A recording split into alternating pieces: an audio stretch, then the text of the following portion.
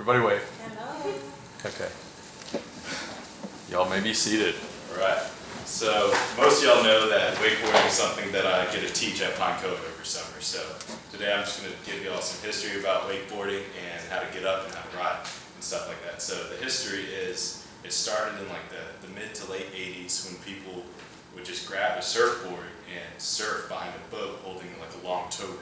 So they just surf behind a boat. And so that's how it started. And then they started getting to where they built straps and bindings on the board, so it got all technically advanced from there. And so now we have, the wakeboard. And so from there, it just shot off, and now it's the most popular water sport in the world right now. And then also with popularity comes lots of injuries. That's just water sports. There's, you can get run over by boats, you can drown, you can, there's lots of ways you can hurt yourself. And so it's pretty dangerous. According to a study done by John Baker at UAB, there was 2,600 serious wakeboarding injuries in the U.S. alone last year. And so that's a pretty good amount for each year. And so with that, with being so dangerous, there's a couple safety things that you could have, or equipment you could have to make it safer. And so one is a life jacket. Coast Guard approved life jacket is what you want. These will keep you afloat if you go unconscious or anything like that. And then they also it helps you when you're in the water and not doing anything. It keeps you afloat. You don't have to tread water and tire yourself out. So it's you just relax, sit in one of these. So that's always nice. So you have to have one of these. And then optional is a helmet. A helmet, you can wear it, most of the time you wear it in a wake park where there's rails or if there's jumps or anything like that. You have to wear a helmet, but then behind a boat it's more optional because you don't really hit your head on anything. You might hit your head on a board, but that's not very common. So you don't have to have a helmet except at places where there's jumps and rails and stuff like that, wakeboarding. And then so, other than that, you have to have, to wakeboard, you have to have a rope, obviously. You have to have a wakeboard, and so this is a wakeboard, that's a wakeboard rope over there. And then you have to have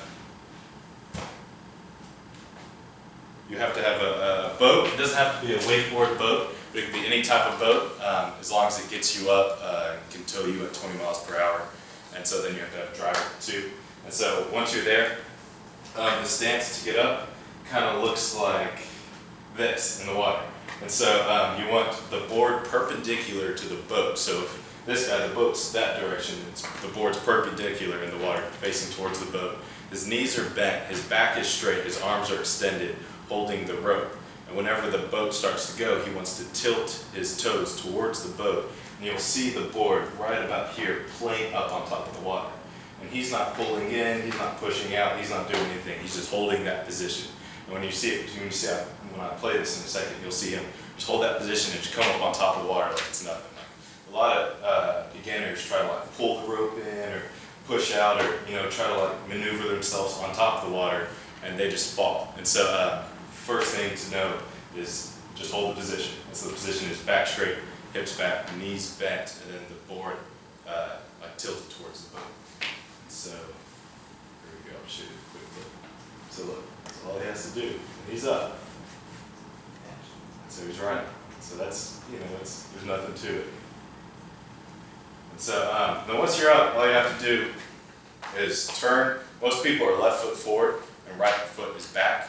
Just pull the rope to your front hip and then put your weight, 60% of your weight on your back foot, and you can just ride like that all day long. And then when you're riding like that, to turn, some people will just try to turn the board in the water, and that doesn't really work. If you want to go towards that direction, it's called, you lean on your toe side edge. So you grab the handle and move it away from the way you want to go and lean that direction. When you lean that direction, you lean onto your toe side rail of the board, and it'll get you out going that way. And if you want to come back this way, you move the handle towards your belly button and lean away from the rope, and you start going out that. And so that's the basics of getting up and riding on a wakeboard. And once you got that, you can start to master any other sorts of stuff, like you can jump the wave, which is pretty cool. You can start getting tricks and stuff like that. And so that's the thing with wakeboarding is every time you go out, it's easy to progress. You can learning to turn one day, the next day you can learn to jump a wake a little bit next day. And so that's the good thing about wakeboarding. I read a book the other day. It was called Water Skiing and Wakeboarding by Ben Favre. And he said in it, wakeboarding is a unique sport because it's one of the only sports that every time you go out and practice, you automatically get better. It was just like, you just notice, one of those things, you just notice, okay, I can do this better this time. It's like you get up once and it's like riding a bike, you can do it every time, like you don't even have to think about it. So that's a good thing about wakeboarding, and after you get these basics down, you'll be riding like a pro in no time. So there it is, that's what I got for you all.